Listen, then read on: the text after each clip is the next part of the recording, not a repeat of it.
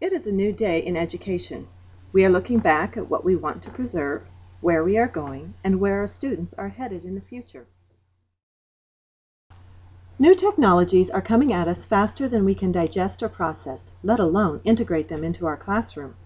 It is important to reflect on and evaluate this new way of learning in order to continue with the best teaching practices for our students.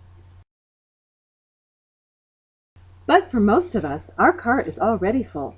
The time it takes to stop, learn and implement a program, learn to operate hardware, fix the glitches that go with it, seems to add to the already full load of an educator. Do you feel like you're walking through a maze, wondering who will guide you, what to use, and how to use it?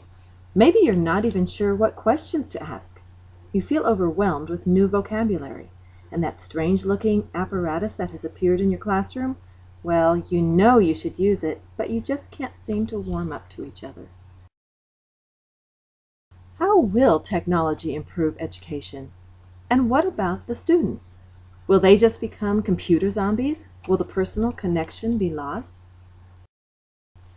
If the strategies and practices we've used so far have worked, why change? But the world is constantly changing, and our students with it. It is our job to prepare them for these changes. The key to learning is to engage and motivate our learners. Students are excited to interact with computers and with each other. It is rare to find a student who sits quietly at a computer if there are others around to share and collaborate with.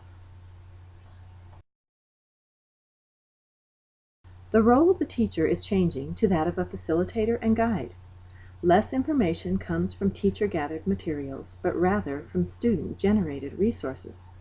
If a student has a question, they are able to find their own answers. I know my students are much more motivated to do this than to listen to me talk. It is not necessary to eliminate old resources, but to view technology as a way to expand our resources. Students are able to retrieve more information and practice skills through the use of software, websites, and e-reading devices. It is like graduating to a bigger toolbox. In your toolbox, you will find hardware like computers, document cameras, e-reading devices, and whiteboards. There are software programs and websites for research, practicing skills, blogs, and interactive math tools. iPods aren't just for music anymore. Students can take their teacher home in the form of a teacher podcast, or they can create their own. Some of the resources used in the past may be taken out of the toolbox and replaced with newer technology. Other important resources, which offer a more full sensory experience, should remain in. But make room for new technology tools that will expand and enrich your toolbox and increase your wealth of resources.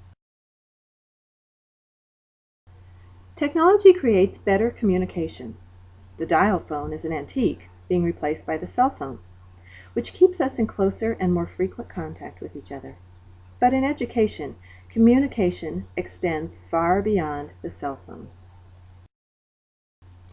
Communication is an important interaction between teachers and parents. When parents understand the curriculum, they are better able to help their child learn. But drop-in visits can be disruptive, after-school meetings time-consuming, and it just can't all be covered in one back-to-school night or parent-teacher conference. Technology allows us to virtually take our classroom home. This does not replace face-to-face contact, but only increases the information parents receive about their child's education. Using Animoto, a quick and easy presentation can give parents a peek into the classroom. In this presentation, students are engaging in math activities. The presentation was used at a back-to-school night and helped inform parents about the curriculum and activities being used.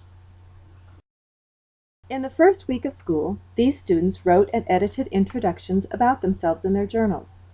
They then read their piece into VoiceThread. The completed project was viewed by students who were much more engaged for the entire session than if each student had presented in front of the class. The VoiceThread was then shared with parents using a mass distribution email list. VoiceThread can also be used to periodically update parents about classroom activities. Here you can see a few pictures of students using computers, e-reading device, netbook with spelling program, and using Audacity to practice reading fluency. These explanations help clarify what is happening in the classroom. Preparing students for the future is offering them choices. Choices in careers that will nurture them and contribute to society. Without preparation in current technology, students will have decreased opportunities and will not be performing at their full potential in the workplace. The future for our students looks much different than it has in the past. Some future jobs never even existed in the past. Familiar careers are still in place, but require a greater skill and understanding of technology. If technology is used to engage and motivate students, to expand our resources, to communicate effectively, and to prepare them for the future, then they will achieve.